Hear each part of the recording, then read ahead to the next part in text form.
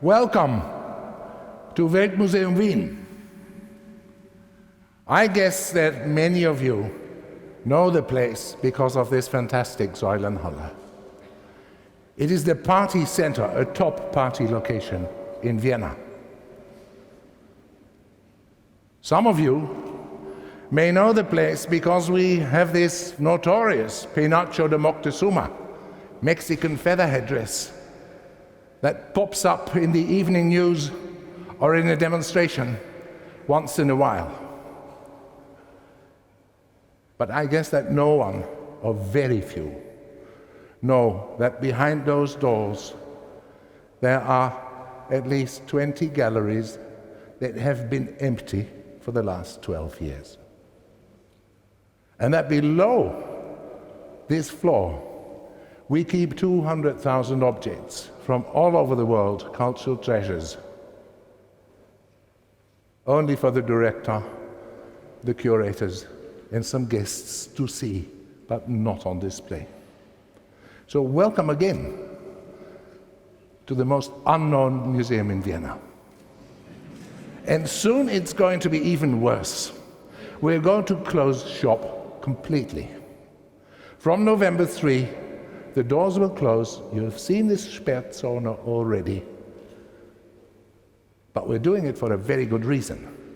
We're doing it because we are going to renovate the museum, reinstall the galleries, and so build a new museum. The plans are ready, the money is in place, and we're only waiting for the final nod of approval of Minister Ostermeier.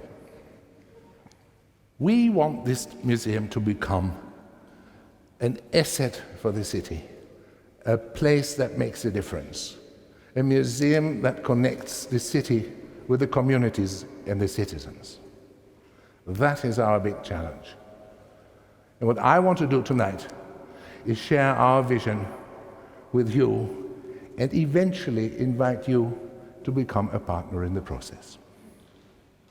Before we talk about this Museum of the Future, let's just address this issue of how come that the museum is closed, unknown, nothing on display apart from a few small exhibitions which are temporary.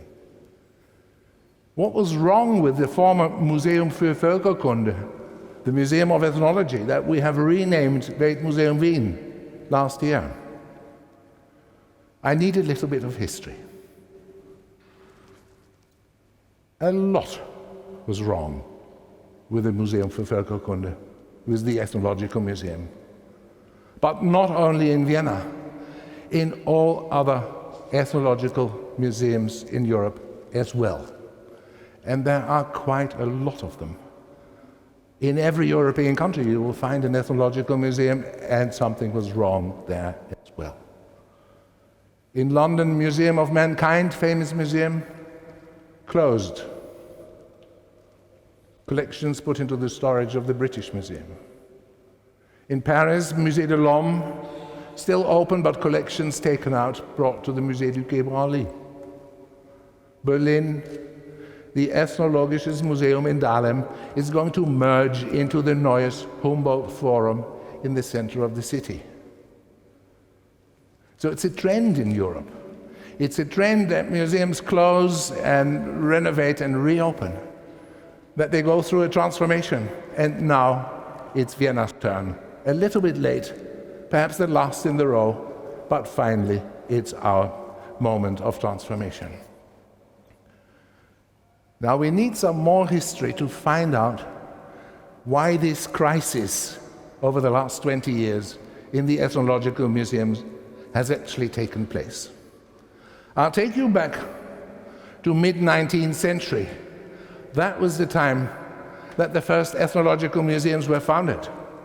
That was the heyday of colonialism. Those were the days that countries in Europe, even Austria tried to, but was unsuccessful. Countries in Europe tried to grab a colony or two and become rich by exploiting the resources and making a lot of money. And as a side interest, also have a look and some scholarly interest in the people that were living in those countries.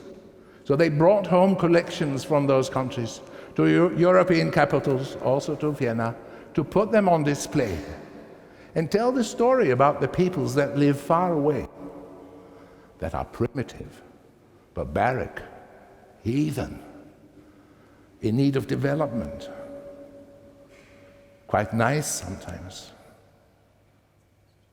but still stories about them without them. Those poor people who were displayed in the ethnological museums didn't even know that a museum existed. It's alone that they were the ones on display in the museum. Now, colonialism effectively ended at the end of World War II. And in the whole of Europe, a massive flux of people from those former colonies came to Europe and became our fellow citizens. Ethnological museums were fairly slow in grasping that the whole world had changed, and that this changed environment really had implications for the way they were dealing with their exhibitions and their missions and what were they all about. They were fairly slow in finding out that there was no more demand for an exotic presentation of people who were the daughters and sons and brothers of those that live far away. I think that was one of the main reasons for this crisis in the ethnological museums. Approximately 50 years after colonial times had ended, British maverick museologist Kenneth Hudson stated, "It may well be that the heyday of the ethnological museum is long gone." That was end of the 80s, the very moment that I myself stepped into the world of ethnological museums to become the director of the National Museum of Ethnology in Leiden, the Netherlands. With a completely irrelevant background as a historian of mathematics, so not skilled at all in anything anthropological or ethnographic, but with a keen interest in museums. I had been working in the History of Science Museum, and a dedication to make the best of it. I must say Kenneth Hudson's statement, "Heyday Ethnological Museum long gone," was quite an inspiration to see what we could do with the Ethnological Museum. But it was learning on the job, training on the job. I went with my staff to museums in Europe, and we had a look around and found all about this crisis. I went to Japan, and that was absolutely formative experience, to the National Museum of Ethnology in Osaka, Japan, modeled after the European Ethnological Museum, only 20 years old, with fantastic facilities, 100 curators, all doubling as professor at a Japanese university, a fully automated conveyor belt acquisitioning system where the curators could put the objects on it and they were dusted off, they were photographed, they were labeled, they were stored, they were everything. That was a dream for the Ethnological Museum in Europe that was basically underfunded and could do nothing, and the Japanese did it. In Japan, Europe is exotic and far away. So Europe was on display. And Europe was on display in a small gallery that showed a horse-drawn gypsy wagon, primitive wooden tools for farming, and a small home distillery device. So Europe was actually depicted as primitive, nomadic alcoholics, addicted to liquor. Now, it was obvious that this was a presentation of Europe by a curator who loved his beautiful objects, who put his gypsy wagon and the wooden tools and the distillery device into the exhibition and loved to show it to people. Not at all interested or realizing himself that actually he was insulting people on the other side of the continent. It became extremely clear to me at the same time that what we were doing in European museums when we were displaying Japan or South America or Africa, we were doing exactly the same. We were doing exactly the same type of ethnological insult. So that, for me, was the absolute crucial lesson from Osaka. Not about them without them. Don't try to represent people. Don't try to represent people without them having a voice themselves. Don't insult them.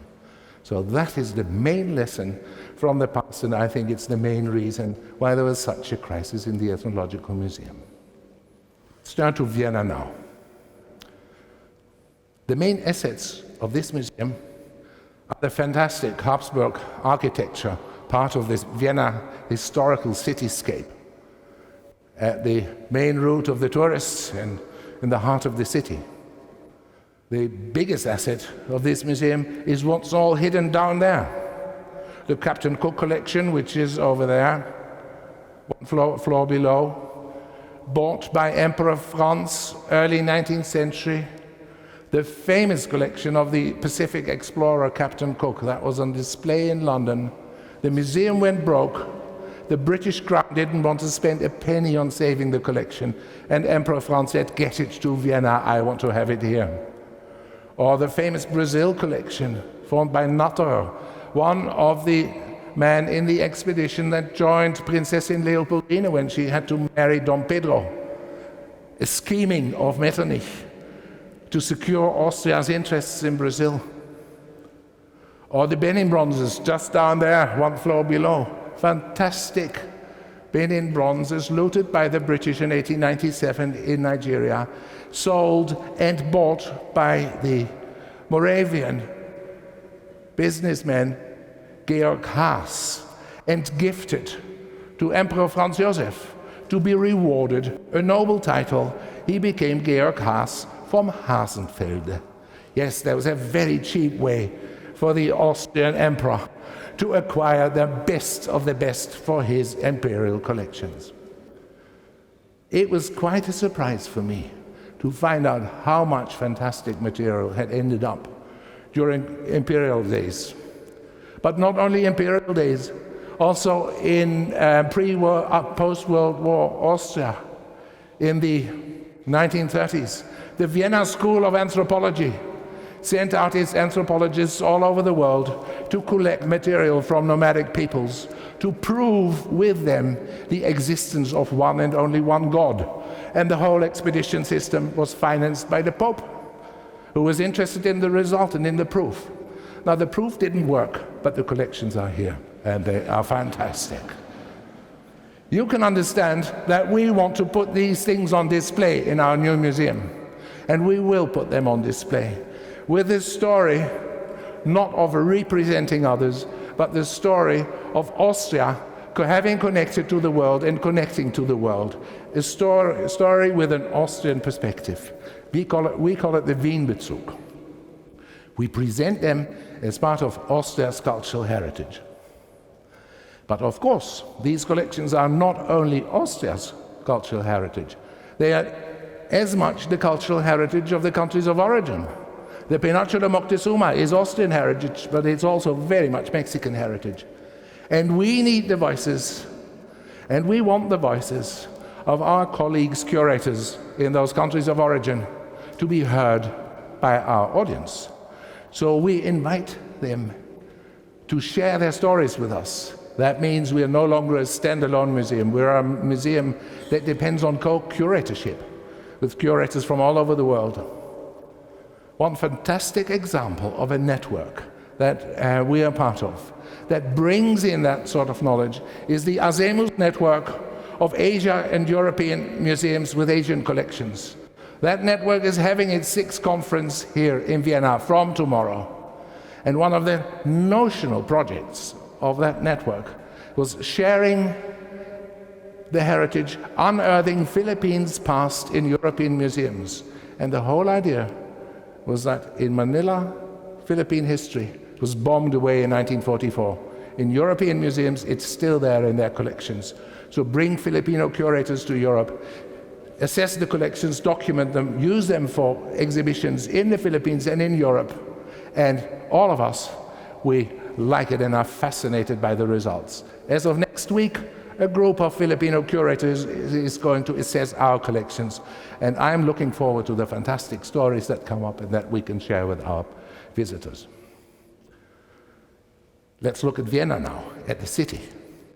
Our environment. The city has changed a lot. At the moment, 38% of the people in Vienna, they have roots outside Austria.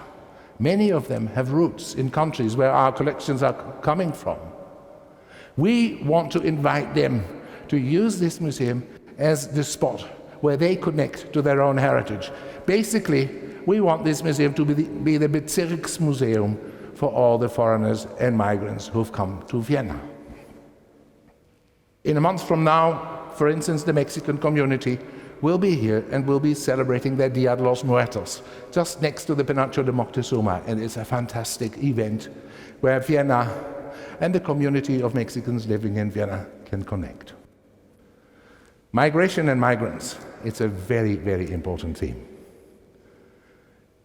It's a very sensitive one, not only in Vienna, but also in Austria and in Europe at large.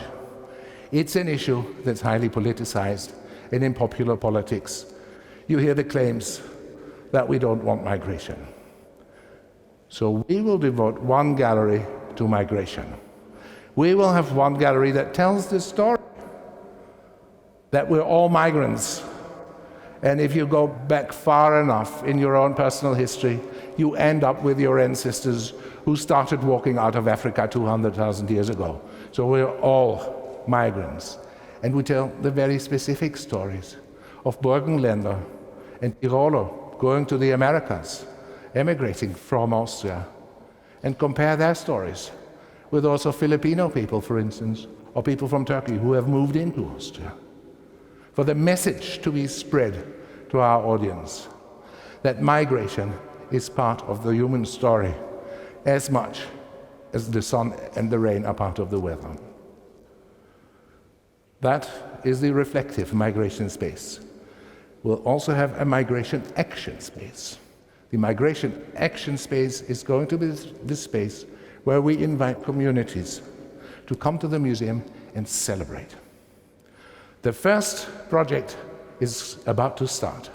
Soon after our closure, we will send out an expedition into the districts of Vienna in a branded container that is our laboratory. And we invite you and everyone around to come into the container and bring a precious object, which we want to take from you, not in the original, but in a 3D scan and a 3D print. Tell your story about the object. Tell your story about your biography. And we want to collect at least 700 objects and stories from Vienna. Them we will put up in the opening exhibition of this museum, thus giving the communities and the people in Vienna a voice when this museum reopens at the end of 2016. Come and join us when you see the container, and thus secure your ticket for our opening at the end of 2016. Thanks very much.